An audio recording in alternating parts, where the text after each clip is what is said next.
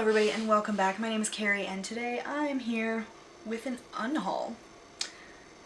I was inspired to do this by Abby from Abby of Pelennor, linked down below, who is moving and so went through all of her books to get rid of ones she knows she won't read, doesn't need anymore, doesn't want anymore, you name it. And I have never been shy about saying that I won't unhaul books, generally speaking. There have been a couple exceptions, but largely when I unhaul a book, I regret it a couple years later because I want to reread that book. However, in thinking about this for about a month now, yeah, she's done a couple unhauls, I realized that my regretting came from getting rid of a book I already read. So I decided that if I got rid of books, which I really should do anyway because I have a pile of books over there that need to go on shelves. And my birthday is coming up next month and I have about $300 that I've been saving up through the month from gift cards and stuff, or through the year. So I'm going to go on a big book buying binge. I need space, which is also going to require a weekend in October to rearrange all of my shelves, which is quite the process, let me tell you. But anyway, my neck needs help. I went through all of my books and came up with 50, actually, on the dot, that I will not read. I don't know that I actually got any of them full price. Well, I did get a couple of them full price, but not most of them. Most of them came from library book bag sales, because I just throw all the books in that look remotely interesting, and then when I get home I go, oh yeah, I'm gonna read this someday, and several years later I have no interest in reading them. I didn't really have an interest in reading them when I got them, but here we are. So, we will start with some that actually break the rule that I made, which is I'm not going to get rid of anything that I've read. And that is because I'm going to get rid of these four and another one by John Grisham. The Pelican Brief, The Reckoning, The Rooster Bar, and The Summons. I think I'm also getting rid of The King of Torts, which is in another pile. We'll see when I find that. I've read 5 or 6 of Grisham's books at this point, including The Pelican Brief, The Rooster Bar, and The Reckoning. My dad loves these books. My former dance teacher loves these books. And while I understand that they're fun books, I think they're more fun when you're not an attorney. John Grisham is a former attorney. I don't know if he keeps his license up to date, but he is a former attorney, so he knows what he's talking about. But as a current attorney, it just kind of makes me cringe. For example, The King of Torts is basically all about unauthorized practice of law, and it makes me die inside. The Pelican Brief, I will say I enjoyed, but there was a lot of sexism in this because it was published in the 80s. Written in the 80s, therefore, as well by a white man, and it just... I will never read these again. I can guarantee it. I also don't know that I will ever read more John Grisham. But somebody out there will love these. They will love these legal thrillers, and they can actually be used and enjoyed as opposed to sitting here on my shelves where I don't even get joy from looking at them. So we're definitely going to get rid of these. Then we have The Mermaid Madness by Jim C. Hines. This is a fantasy.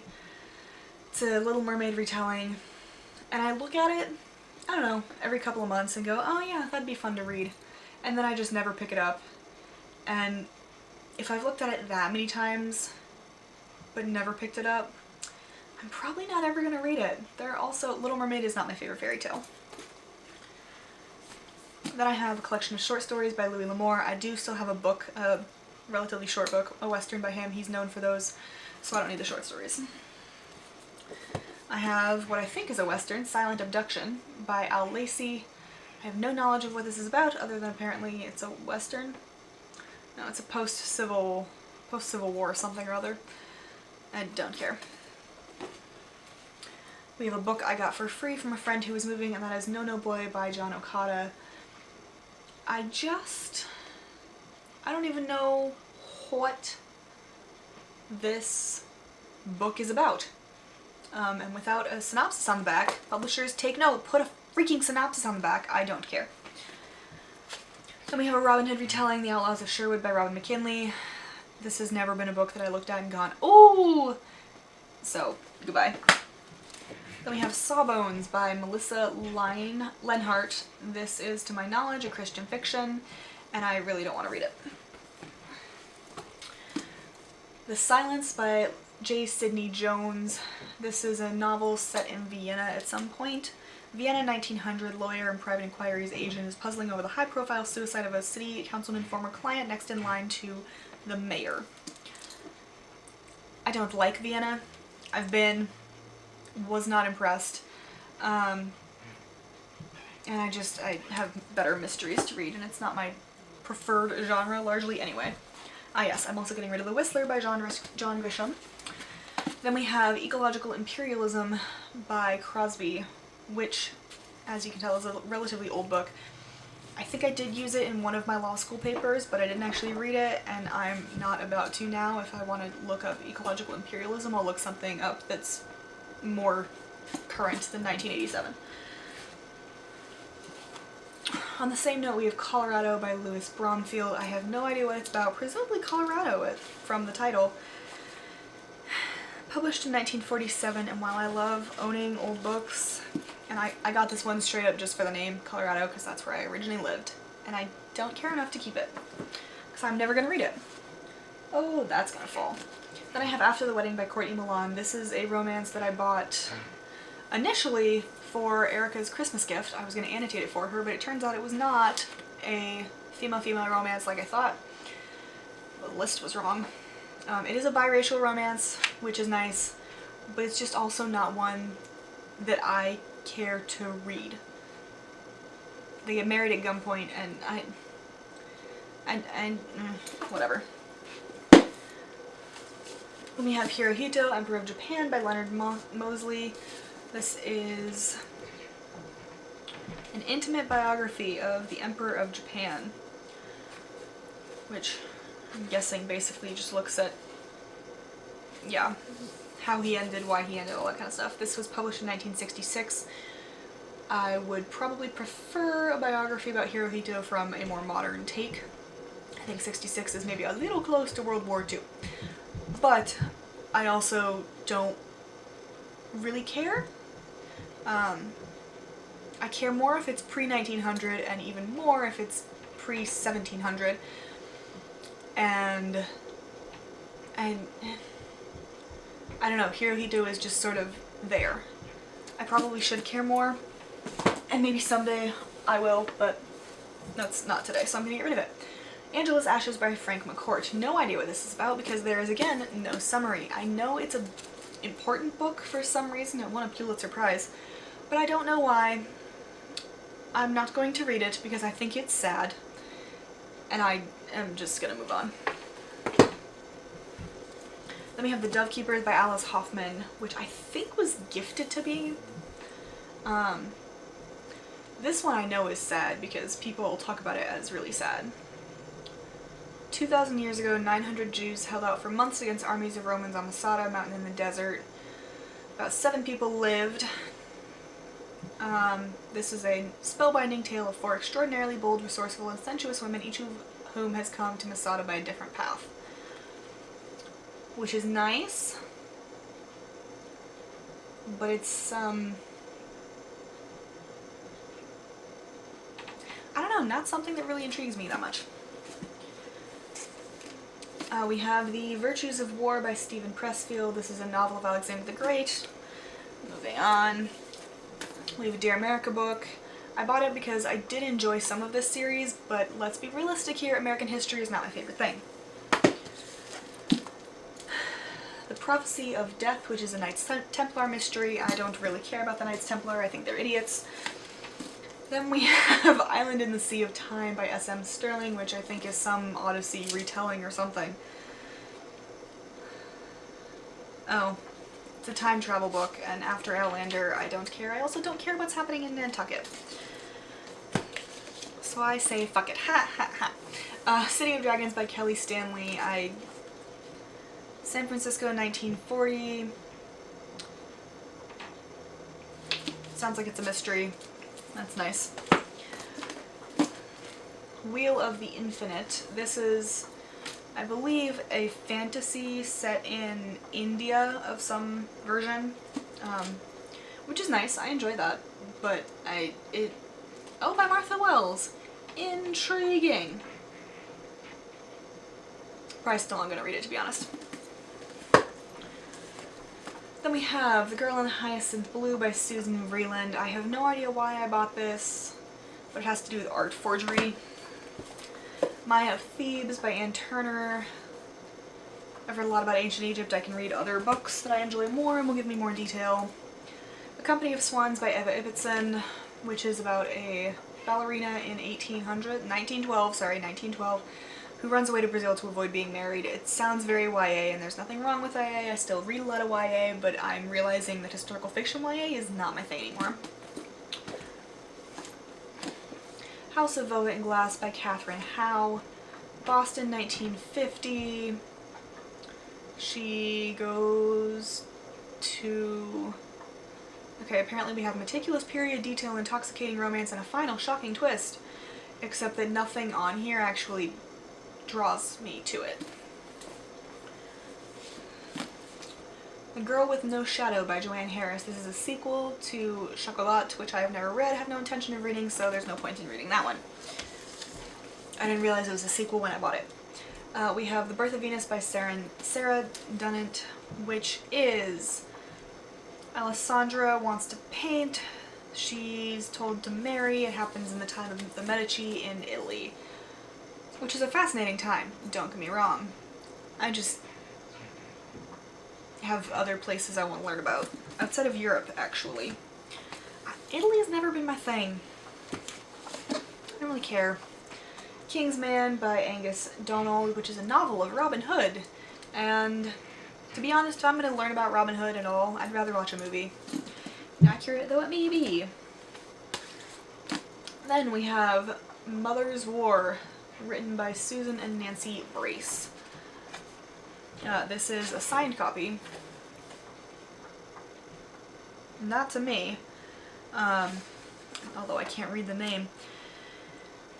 And it's nice. It is an inspirational true story about a widow who struggled to balance her roles as mother to children and a nurse to Union soldiers. Which is nice, but again, American history is not really my thing.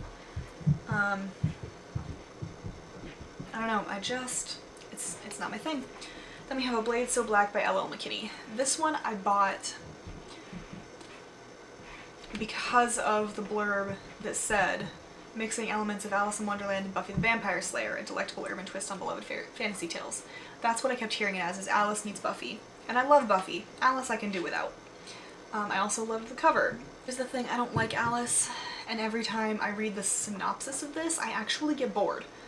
So this needs to go to somebody who will enjoy it and who love it for what it is worth. I'm sure this is a really good book. I've heard amazing things about it. It's just not my type of book. And that's okay. Then we have The Shadow of God by Anthony Goodman. This is a novel of war and faith. It looks like it's happening in the Crusades. And that's really all I needed to know about that.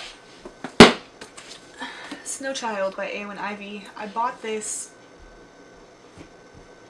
on the recommendation of a Barnes & Noble worker a couple of years ago because I was in and I wanted to buy a book, but I didn't know what book I wanted to buy, so I asked the most obscure reference she had and she gave me this. Definitely obscure, but it, 1920 Alaska, there's a little kid who is a child of the woods, apparently, and she wanders around with a fox. Apparently there's things that happen. I don't know. I just, Then we have The Plague by James Abel. Oh, sorry, White Plague. This is... yeah, a spy novel again, and I don't care anymore. Ahem. To Wear the White Cloak by Sharon Newman. This is a Catherine Levendore mystery. Yes, a Knight Templar is brutally murdered and she has to figure out who done it. They're in France. And look, my places of interest are the UK, obviously, because Elizabeth I here, people. South Africa, Nicaragua because Katie. Really anywhere cold, kind of the north of the United States, so basically Minnesota, Canada, Nigeria, Egypt, Ethiopia, Australia. China's fascinating. Mongolia for sure. Russia's interesting. Morocco is fun. Spain, love Spain. Norway, Sweden, because heritage.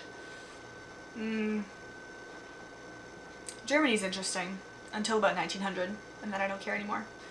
So yeah, that hit none of those. Next we have The Lady and the Unicorn by Tracy and Chevalier. This, oh, we also have The Girl with the Pearl Earring.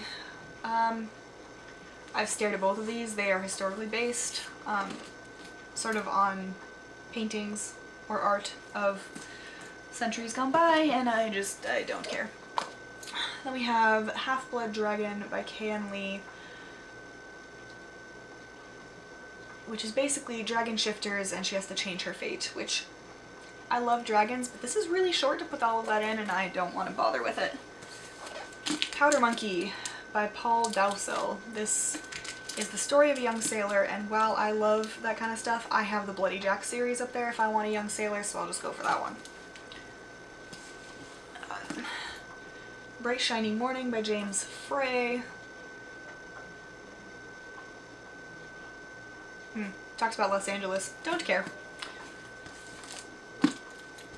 Need I say more? It's an Outlander book. That was bought when I was once upon a time thought I might read more. A Countess Below Stars by Eva Ibbotson. This is another very YA sounding historical romance basically, and I don't want to do it. Like I said, King of Torts by John Grisham. The Gunpowder Plot by Carola Dunn. This is a mystery, except it is misleading. It has nothing to do with the Gunpowder Plot other than the fact that the murder happened on November 5th. And that was just, nope. I don't do modern stuff. Mary Higgins Clark, Just Take My Heart. My mom loves Mary Higgins Clark, has all of her books, so I got this one because I figured, you know, why not? We'll try it. I haven't read it. Like I said, mysteries are not my genre of choice. There are a couple on this shelf that I have read and loved, important distinction, and a couple that I have that I want to read because they sound like something up my alley. But Mary Higgins Clark is not that. And then we have two David Baldacci books, Divine Justice and Total Control. I bought because my dad also likes Baldacci. But I'm never going to read these because they don't interest me. And then the last book is The Spanish Game by Charles Cumming. This is another mystery.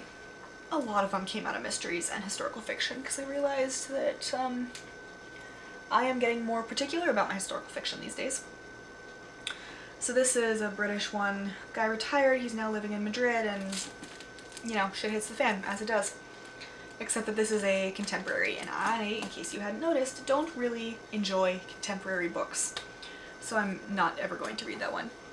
Anyway, those are the 50 books that I'm getting rid of. I don't know how it happened, I do know how it happened. If you check my nonfiction and fantasy shelves, significantly less came out. Historical fiction I haven't bought in a long time, and well, that's a lie, I have. I need to read more. But anyway, 50 books I'm getting rid of. You're welcome to try and convince me to keep them. You won't win, but you're welcome to try. I hope you enjoyed this. Let me know if you've read any of these books, because I'm curious what you thought of them. And I will see you in my next video. Bye.